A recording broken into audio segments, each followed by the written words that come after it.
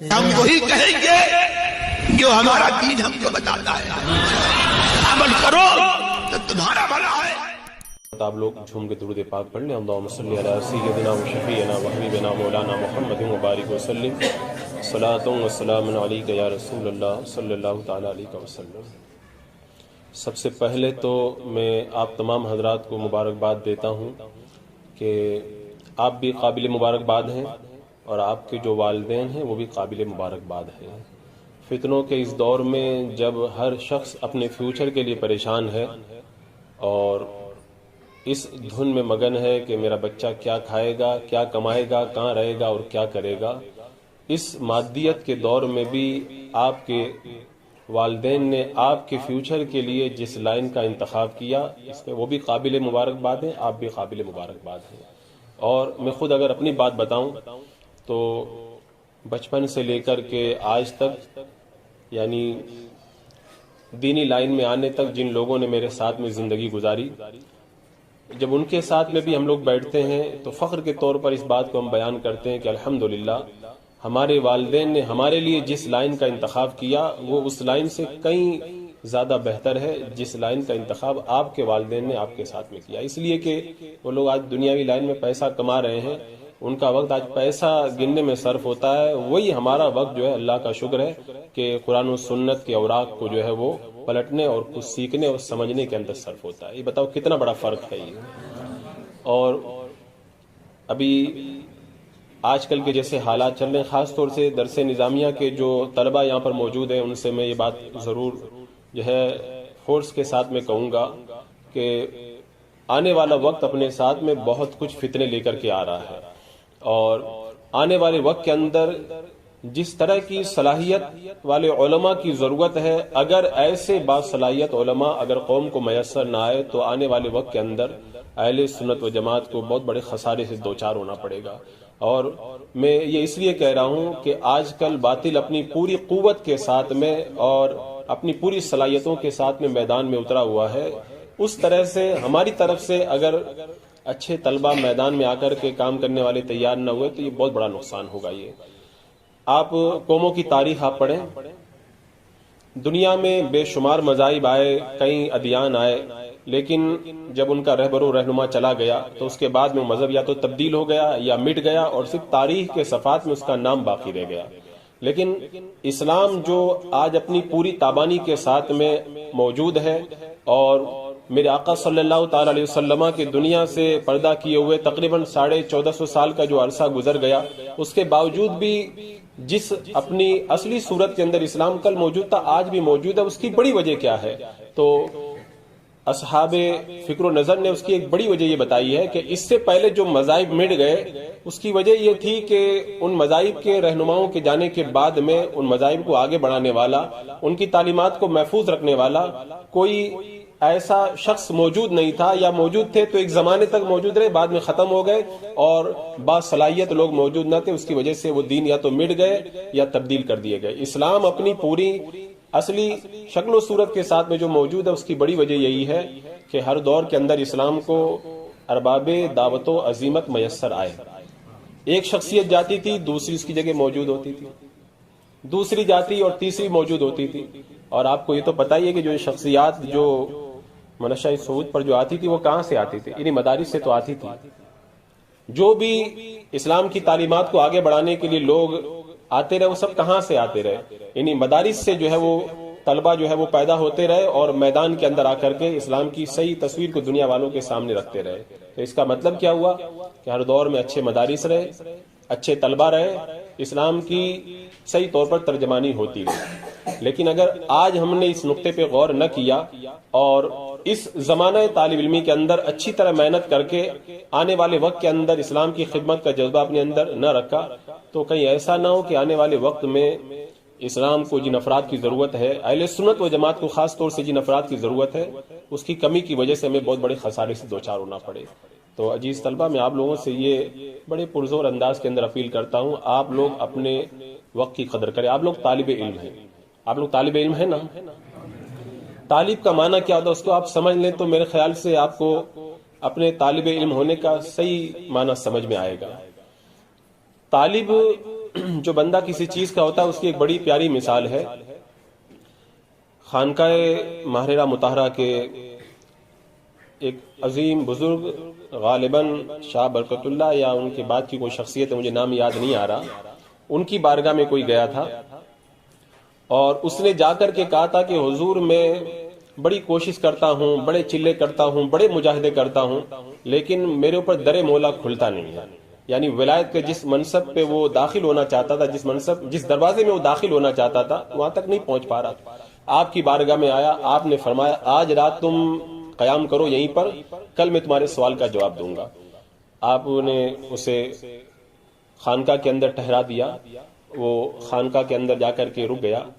مریدین جو تھے وہاں پہ خدمت پہ، ان سے آپ نے فرمایا کہ اس کو آج رات میں کھانے کے لیے مچھلی بنا کر کے دینا اور ساتھ میں اس کو پانی مت دینا. اب وہ اس کے لیے مچھلی تیار کی گئی، اس نے کھائی اور جب کھا کر کے فارغ ہو گیا، باہر سے مریدین نے دروازہ بند کر دیا. اب وہ اس کو پیاس کا احساس ہوا، مچھلی کھانے کے بعد میں جب پیاس کی شدت بڑھی تو وہ پانی کرنے لگا. دروازہ کھٹکھٹایا تو دروازہ بند ہے. جب رات گزرنا شروع ہوئی، جو رات گزرتی جاتی تھی اس کی پیاس میں اضافہ ہوتا جاتا تھا اور وہ پوری رات جو ہے وہ اندر سے آواز لگاتا رہا کہ حضرت آپ نے مجھ کو کہاں بند کر دیا، میں پیاس سے تڑپ رہا ہوں. رات بھر یہی کیفیت رہی. جب صبح کے وقت میں مریدین نے آ کر کے نماز کے وقت دروازہ کھولا تو روایت کرنے والے کا کہنا ہے کہ وہ سیدھا پانی پہ جا کر کے گرا اور خوب پانی پینے لگا. اب اس کے بعد میں سب جو ہونا تھا وہ ہو گیا. حضور تشریف لائے، آ کر کے بیٹھے صاحب سجادہ. حضرت نے پوچھا کہ رات میں کھانا کھا لیے تھے؟ اس نے کہا جی حضور کھا لیا تھا. کہا کہ رات خیریت سے گزر گئی؟ کہا حضور آپ کے مریدین نے آج رات میں مجھ کو مار ڈالا. کہا کیا ہوا؟ کہا مجھ کو کھانے کے وقت میں پانی نہیں دیا اور پھر بعد میں رات میں کسی نے باہر سے دروازہ بھی بند کر دیا اور میں پیاس سے بالکل ایک دم بےتاب تھا. حضرت نے فرمایا اچھا پھر بعد میں جب صبح میں دروازہ کھولا تو تمہاری کیا کیفیت تھی؟ کہا حضرت میں نکل کر کے باہر آیا، مجھے پانی کے علاوہ کچھ نظر ہی نہیں آ رہا تھا. حضرت نے فرمایا کہ رات میں جو تم نے سوال کیا تھا تمہارے اس سوال کا جواب یہ ہے کہ جو طالب ہوتا ہے، جس کے دل کے اندر سچی طلب ہوتی ہے، اس کی وہی کیفیت ہوتی ہے جو رات میں پانی کے لیے تمہاری کیفیت بن گئی تھی. کیا رائے مولا کو تم جو تلاش کر رہے ہو، کیا تمہارے دل کے اندر اللہ کو پانے کی ایسی تڑپ کبھی پیدا ہوئی؟ کہا حضور ایسی تڑپ تو پیدا نہیں ہوئی. کہا جس دن یہ تڑپ پیدا ہو جائے گی اس دن تم سچے طالب بن جاؤ گے اور تمہیں مولا اسی دن مل جائے گا. تو طلب کا جو معنی ہے وہ صاحب سجادہ نے اتنے پیارے انداز کے اندر سمجھا دیا کہ اگر اور کسی انداز میں سمجھایا جاتا تو اتنے اچھے طور پہ سمجھ میں نہ آتا. تو طلبہ سے میں یہ عرض کروں گا کہ آپ طالب علم ہیں، آپ خود سوچیں کیا علم کی ایسی تڑپ ہمارے اندر موجود ہے؟ اگر علم کی ایسی تڑپ ہمارے اندر موجود نہیں ہے جیسا کہ صاحب سجادہ نے اس کو طلب کا معنی سمجھایا تھا تو پھر آپ سمجھ لیں کہ صحیح معنوں کے اندر آپ بڑے عالم دین بھی نہیں بن سکتے. جس دن آپ کے اندر طالب کے یہ معنی پیدا ہو جائیں گے اور طلب کا یہ سچا معنی آپ کے دل میں اتر جائے گا، اسی دن آپ صحیح طور پر طالب علم بن پائیں گے اور اچھے طالب علم بنیں گے تبھی اچھے عالم دین بنیں گے. اس سے پہلے جو ہندوستان کے جو حالات ہیں آپ حضرات نے دیکھے ہوں گے یا کتابوں میں مطلب دیکھے اور ان کو پڑھے ہوں گے کہ پہلے ہندوستان میں علماء کرام کی بڑی تعداد موجود تھی. خود سلطان تغلق کے زمانے کے بارے میں نے پڑھا کہ دلی کے اندر صرف 1000 مدرسے تھے سلطان تغلق کے زمانے میں، اور علم کا ایک بڑا شہرت. اب دھیرے دھیرے مدارس کو نشانہ بنایا جا رہا ہے. یہ جو آج کل کی شیطانی طاقتیں ہیں ان کی نظر مدارس پہ ٹکی ہوئی ہے.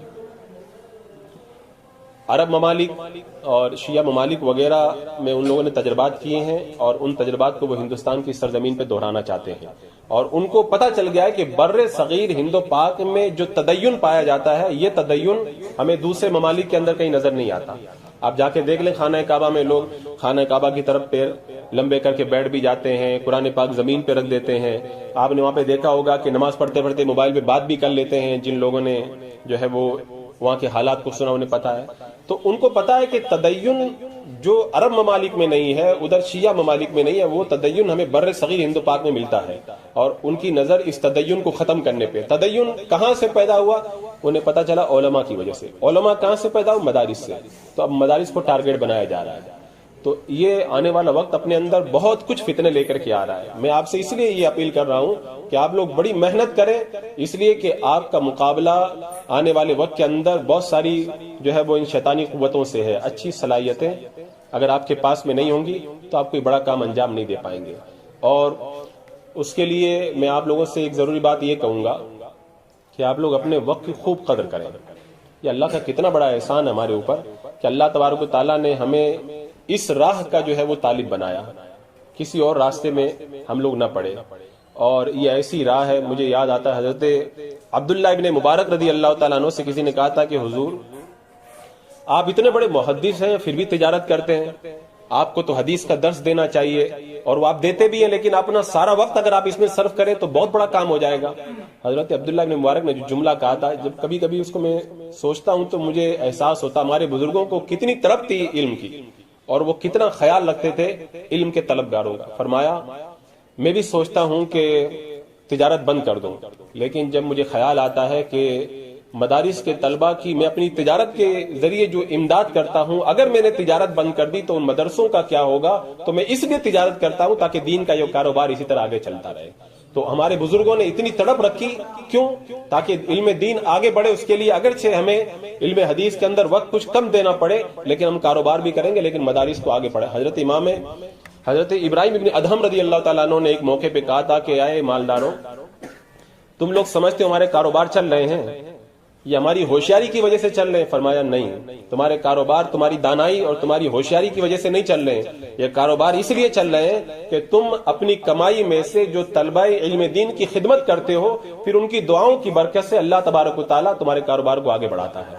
تو یہ ہمارے بزرگوں کا نظریہ کیا تھا. یہاں پہ حضرت شیخ مجدد الف ثانی رحمۃ اللہ تعالی علیہ کے مکتوبات میں نے ایک بات پڑھی تھی, اس کو جب میں یاد کرتا ہوں تو واقعی حضرت نے جو ہے وہ ایسی بات لکھی جو واقعی سونے سے تولنے کے لائق ہے. فرماتے ہیں کہ حالانکہ شیخ مجدد الف ثانی ولایت کے بڑے اعلیٰ منصب پر فائز ہوئے تھے اور ولایت کے بڑے مدارج کو انہوں نے طے کیا تھا. آپ ان کے مکتوبات کو پڑھیں تو پتہ چلے گا کہ حضرت خواجہ باقی باللہ رحمۃ اللہ تعالی علیہ کی سرپرستی میں انہوں نے کتنے جو ہے ولایت کے اعلیٰ مناصب کو طے کیا تھا اور کن عالموں سے وہ گزرے تھے. اس کے باوجود بھی فرماتے ہیں میرا دل چاہتا ہے کبھی کبھی, میرا دل یہ چاہتا ہے کبھی کبھی کہ میں طلبہ کے درمیان بیٹھ جاؤں, ہدایت کا درس ہوتا ہو, میں ہدایت کا درس پڑھوں اور سنوں. یہ انہوں نے اپنے مکتوبات میں اس بات کو لکھا ہے. بتاؤ, جو آدمی جو ہے وہ کشف کے اعلیٰ مقام پہ پہنچ چکا ہو اور عالم جبروت ملکوت اور لاہوت کی منزلیں طے کر چکا ہو, اور جو ہے جس کے سامنے جو پردہ ہے وہ ہٹ کر کے بالکل سب ظاہر ہو چکا ہو, سب کچھ دیکھ رہا, وہ بندہ یہ لکھ رہا ہے کہ میرا دل چاہتا ہے کہ طلبہ کی مجلس ہو, ہدایت کا درس ہو رہا ہو, میں بھی اس کے اندر بیٹھ کے ہدایت کی تکرار کروں گا. تو اس سے آپ اندازہ لگائیں طلبہ کی عظمت جو ہے وہ کتنی بلند ہے. اور اس حوالے سے صاحب مناظرہ رشیدیہ کی وہ بات بھی بڑی پیاری بات ہے. آپ فرماتے ہیں کہ جب انتقال کا وقت آیا تو آپ نے فرمایا کہ میری ایک وصیت ہے, جب میرا انتقال ہو جائے. مناظرہ رشیدیہ کے جو مصنف انہوں نے وصیت کی تھی کہ میرے انتقال کے بعد میں جو طلبہ میرے پاس پڑھنے آتے تھے اور جس پتھر اور جس سل کے اوپر وہ طلبہ آ کر کے اپنے جوتے اتارتے تھے, تو جب میرا انتقال ہو جائے, مجھ کو قبر میں رکھا جائے, تو میری قبر کے اوپر جو پتھر رکھا جائے گا وہ پتھر وہی پتھر رکھنا جس پہ طلبہ اپنے جوتوں کو اتارا کرتے تھے. بتاؤ, جو آدمی ساری زندگی علم دین کی خدمت کرتا رہا, اس کی آخری تمنا دیکھو کتنی بڑی تمنا ہے کہ طلبہ کے جوتوں کی خاک جس پتھر پہ لگی ہے وہ پتھر اگر میری قبر پہ رکھ دیا جائے گا, اللہ تبارک و تعالیٰ اس کے صدقے میں میری جو ہے مغفرت فرما دے گا. تو ہمیں تو اپنی قدر معلوم ہی نہیں ہے. اگر ہم سچے طالب علم بن جائیں تو صحیح معنوں کے اندر آپ لوگوں کی قدر بہت بلند ہے. یہ صرف کہنے سننے والی چیز نہیں ہے. حضرت شیخ مجدد الف ثانی رحمۃ اللہ تعالی علیہ کو کسی نے خط لکھا تھا. خط میں اس نے کچھ لکھا ہوگا تو اس میں درمیان میں یہ بھی لکھ دیا کہ طلبہ کرام و صوفیاء کرام یا علماء کرام اور صوفیاء کرام, یہ جملہ اس نے لکھا تھا. شیخ مجدد الف ثانی رحمۃ اللہ تعالی نے جو جواب لکھا, اللہ اکبر, کہتے ہیں نا کہ بندہ صحیح معنوں میں جب حقیقت تک پہنچ جاتا ہے تب وہ سمجھتا ہے کہ شیخ کا مقام و رتبہ کیا ہوا کرتا ہے. جواب میں آپ نے جو لکھا تو اتنی خوشی کا اظہار کیا, اتنی خوشی کا اظہار کیا. کیوں؟ کہا تمہارا خط پڑھ کے مجھے اتنی خوشی ہوئی کہ تم نے اپنے خط کے اندر صوفیاء کا نام بعد میں لکھا, علماء کا نام پہلے لکھا. تم نے صوفیاء و علماء نہیں لکھا بلکہ تم نے لکھا علماء و صوفیاء کرام. تو پہلے صوفیاء کرام سے پہلے, اولیاء کرام سے پہلے جو تم نے یہ علماء کا لفظ لکھا, طلبہ علم دین کا لفظ لکھا, اس کو پڑھ کر مجھے اتنی خوشی ہوئی کہ آپ نے جو لکھا ہے واقعی آپ کے دل میں صوفیاء سے زیادہ طلبہ اور علماء کی محبت ہے, اور یہ بہت بڑی نعمت اور بہت بڑی دولت ہے. تو بتاؤ, شیخ مجدد الف ثانی بتا رہے ہیں کہ اگر کوئی صوفی سے پہلے اگر عالم کا تذکرہ کر دے تو مسرت سے جو جھوم جا رہے ہیں. تو اس سے آپ اپنی عظمتوں کا اندازہ لگائیں کتنی عظمتیں ہیں آپ کی. اور میں یہ قرآن مقدس کی جو آیت کریمہ ہے اس کو اگر آپ کے سامنے رکھوں، اس پر آپ اس کو اپنا وظیفہ بنا لیں. آپ ہر وقت اس کو اپنی نگاہوں میں رکھیں تو مجھے امید ہے کہ آپ لوگوں کو ہر وقت جو ہے وہ قدرتی طور پر جو ہے ایک آگے بڑھانے والا ذریعہ میسر آئے گا. اللہ تبارک و تعالیٰ نے قرآن مقدس میں ارشاد فرمایا الم یعلم بان اللہ یرا، کیا وہ نہیں دیکھ رہا ہے کہ اللہ دیکھ رہا ہے؟ کیا بندے کو یہ پتا نہیں کہ اللہ دیکھ رہا ہے؟ میں نے کئی طلبہ کو یہ وظیفہ بتایا، انہوں نے اس کا فائدہ محسوس کیا. آپ لوگ یہاں پہ بیٹھے ہوئے ہیں، جا کے کھانا کھائیں گے، اپنے کاموں میں لگ جائیں گے. جب بھی آپ لوگوں کو فرصت ملے تو آپ اس آیت کریمہ پہ غور کریں کہ کیا اللہ تعالیٰ نے جو یہ فرمایا کہ کیا تمہیں یہ معلوم نہیں کہ اللہ دیکھ رہا ہے؟ اگر وہ شیخ عبدالعزیز دباغ رحمۃ اللہ تعالیٰ علی بریلوی شریف کے اندر لکھا ہے کہ میرے شیخ نے مجھ کو بھیج دیا کہ جاؤ تم باغ میں جاؤ، میں پیچھے پیچھے آ رہا ہوں. بولے میں جب باغ میں پہنچا تو میرے شیخ آئے اور جلال کے عالم میں آئے، سب مزدوروں کی چھٹی کر دی اور مجھ سے کہا کہ عبدالعزیز تم نے کچھ دیکھا ہے؟ میں نے کہا حضور میں نے کچھ نہیں دیکھا. کہا تم نے دیکھا ہے؟ کہا کیا دیکھا؟ کہا میں نہیں آیا تو یہ کام جو ہے وہ دھیرے دھیرے کر رہے تھے، کام جو ہے دھیرے کر رہے تھے، اور میں آیا تو جو ہے بہت تیزی کے ساتھ میں کام کرنے لگے. یہی طریقہ ہوتا ہے غافل لوگوں کا کہ وہ اگر کوئی دیکھتا ہے تو کام محنت سے کرتے ورنہ محنت سے نہیں کرتے. تو بندوں کا جب یہ حال ہے تو جس کو خدا دیکھ رہا وہ کام کتنی محنت سے کرے گا، آپ اس کا اندازہ لگائیں. آپ روزانہ دن کے اندر دو باتوں کا خیال رکھیں کہ پورے وقت کے اندر کتنا 24 گھنٹوں میں اتنا وقت آپ کا گزرتا ہے کہ اللہ تعالیٰ آپ سے راضی رہتا ہے، اور کتنا وقت اس طرح گزرتا ہے کہ اللہ آپ سے ناراض رہتا ہے. کیا آپ لوگ پتہ لگا سکتے ہیں اس کا؟ ارے آپ لوگوں کسی کو معلوم ہے اس کا طریقہ پتہ لگانے کا؟ دو حدیثیں ہیں، ان دونوں میں یہ پتہ بتا دیا گیا ہے. حدیث پاک میں ہے کہ علامت عراض اللہ یعنی العبد اشتغال بما لا یعنی، بندے کا فالتو کاموں میں پڑ جانا یہ اس بات کی دلیل ہے کہ اللہ کی رحمتیں اس بندے سے روٹ چکی ہیں. دوسری حدیث پاک ہے اذا اراد اللہ بخیر عبدا استعملہ، جب اللہ تبارک و تعالیٰ کسی بندے سے کام لیتا ہے، کسی بندے سے بھلائی کا ارادہ فرماتا ہے تو اس سے کام لے لیتا ہے. تو آپ لوگ جتنا وقت فضول کاموں میں پڑے رہتے ہیں سمجھ جاؤ کہ اللہ تعالیٰ اتنے وقت میں آپ سے ناراض ہے، اور جتنا آپ لوگوں کا وقت اچھے کاموں میں گزرتا ہے سمجھ جاؤ کہ اتنے وقت کے اندر اللہ تعالیٰ آپ سے راضی ہے. تو آپ روزانہ تھوڑا وقت نکالیں اور سوچا کریں کہ دن بھر کے اندر کتنا وقت ایسا گزرتا ہے کہ اللہ تبارک و تعالیٰ ہم سے راضی ہوتا ہے، اور کتنا وقت ایسا گزرتا ہے جس میں اللہ تعالیٰ ہم سے ناراض ہوتا ہے. جب آپ اس طریقے سے غور کریں گے تو آپ لوگوں کو بہت فائدہ ملے گا. حضرت فضیل بن عیاض رضی اللہ تعالیٰ عنہ نے فرمایا نا کہ غور و فکر کرنا ایک آئینہ ہے. جب آئینہ سامنے رکھا ہو تو آپ لوگ دیکھتے ہیں چہرے پہ کیا لگا ہے، کہیں کچھ کمی تو نہیں ہے، کیسا ہے، آئینے میں پتہ چل جاتا ہے. تو غور و فکر بھی ایک آئینہ ہے. جب دن میں آپ غور کریں گے تو آپ کو پتہ چلے گا کہ کہاں کس گھنٹے میں مجھ سے کمی ہوئی، کس لمحے میں مجھ سے کمی ہوئی. حضرت شیخ ابو طالب مکی رحمۃ اللہ تعالی علیہ نے قوت القلوب کے اندر تو حد کر دی، لکھتے ہیں کہ قیامت کے میدان میں انسان کی جو ساری زندگی کا حساب ہوگا تو سال کے اعتبار سے نہیں ہوگا، مہینوں کے اعتبار سے نہیں ہوگا، دن کے اعتبار سے نہیں ہوگا، گھنٹوں کے اعتبار سے نہیں ہوگا، بلکہ ساعتوں کے اعتبار سے ہوگا. یعنی ایک ایک ساعت کا الگ الگ حساب لیا جائے گا. جیسے ابھی آپ لوگ یہاں بیٹھے ہوئے ہیں، میں بول رہا ہوں، آپ لوگ سن رہے ہیں. اب قیامت کے میدان میں جب حساب لیا جائے گا تو اس اعتبار سے پوچھ تاچھ ہوگی کہ فلاں دن فلاں گھنٹے کے اندر فلاں لمحے کے اندر تم کیا کر رہے تھے. ایک ایک مطلب لمحے کا الگ الگ حساب لیا جائے گا. تو بتاؤ یہ کتنی بڑی چیز ہے یہ کہ بندہ کیا ایک ایک لمحے کا الگ الگ حساب دینے کی طاقت اپنے اندر رکھتا ہے. آپ کے والدین نے آپ کو وہاں سے یہاں تک بھیجا، اور اگر آپ کا وقت اگر فضول کاموں میں اگر چلا گیا، قیامت کے میدان میں جب اللہ تبارک و تعالیٰ پوچھے گا تو ہم لوگ کیا جواب دے پائیں گے کہ ہم لوگ وہاں پہ باتیں کر کے ٹائم پاس کر رہے تھے، یا یہ کر رہے تھے، وہ کر رہے تھے. اگر آپ لوگوں کا وقت اچھے کاموں میں گزر رہا ہے، اللہ کی بارگاہ میں آپ لوگوں کی پیشی ہوگی، رب فرمائے گا فلاں دن فلاں وقت میں تم نے کیا کیا. عرض کریں گے مولا فلاں وقت میں ہم فلاں کتاب پڑھ رہے تھے، فلاں وقت کے اندر ہم فلاں جو ہے وہ دینی باتوں کو سن رہے تھے. تو آپ جواب لیتے جائیں گے. لیکن جو وقت آپ کا کسی فالتو کام میں چلا گیا یا موبائل کے اندر فضول کاموں میں گزر گیا، اس کا جواب لوگ کیسے دیں گے؟ تو ان چیزوں کے لیے آپ کو یہ آیت کریمہ اپنی نگاہوں میں رکھنا پڑے گا. علم یا علم بیان اللہ. مجھے یاد آتا ہے کہ میرے یہاں مسجد میں جو ہے وہ ایک مرتبہ چوری ہو گئی تھی.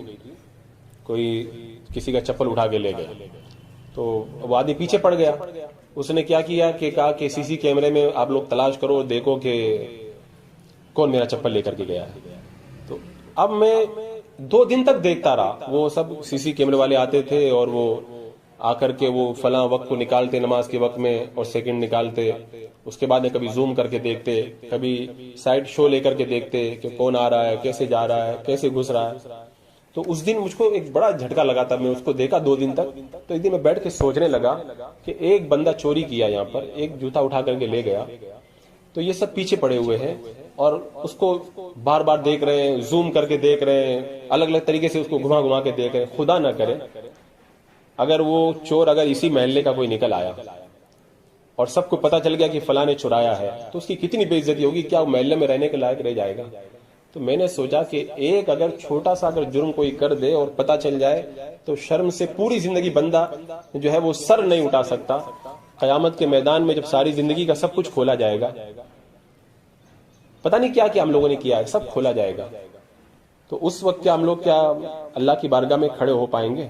ایک بزرگ کی بات مجھے یاد ہے, انہوں نے ان کے انتقال کے بعد جب ان کو لوگوں نے خواب میں دیکھا, پوچھا اللہ تعالیٰ نے آپ کے ساتھ میں کیا کیا, کہا مجھے کھڑا کر دیا, کہا بوڑھے بتا تو نے یہ کام کیا, اے شیخ تو نے یہ کام کیا, سب میں ہاں ہاں کہتا رہا.